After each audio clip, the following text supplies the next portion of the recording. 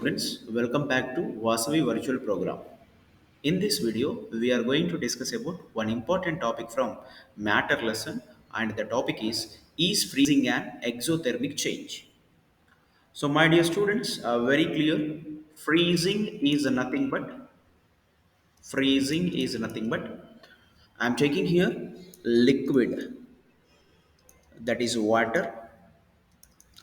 When I decrease temperature on the liquid, decrease in temperature. When I decrease temperature on the liquid turn into solid ice. So here you can observe the phase change, my dear students. Liquid water is turning into solid ice when you decrease the temperature. So this is called a freezing definition. Freezing is nothing but the liquid convert into solid. Here liquid I am taking water, formula is H2O, and as well as when I decrease temperature on the liquid water is turning into solid ice. So here the formula also H2O for ice. So formula is not changing here. So freezing you can consider physical change. Freezing is a physical change because only physical state of the matter is changing. Liquid is converting into solid. But my dear students, we consider freezing is exothermic change. Freezing is exothermic change. So exothermic change is nothing but heat energy liberate outside in the change, we can call that is exothermic change. So from any reaction heat energy liberate outside, we can call that is a exothermic change. So here freezing also exothermic change. How? I'm going to show you one diagram. My dear children, this is the liquid. So you can observe here liquid particles. In the first beaker, you are observing liquid particles. So in between the liquid particles, you are observing here gap.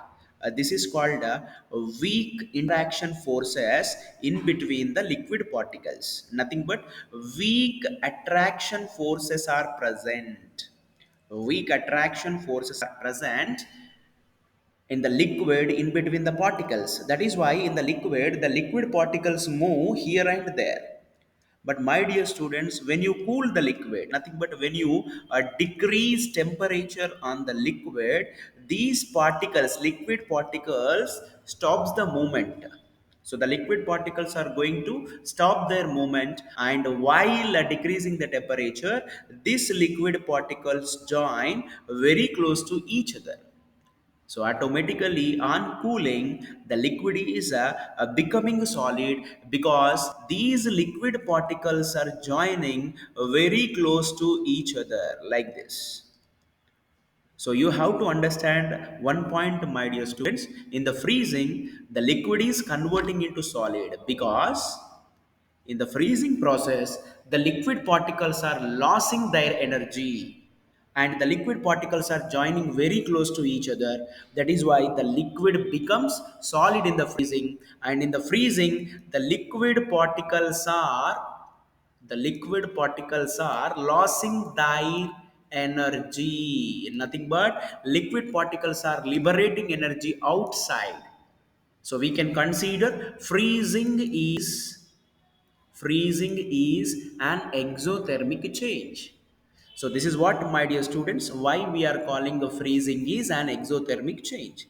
I hope you got it. Thank you.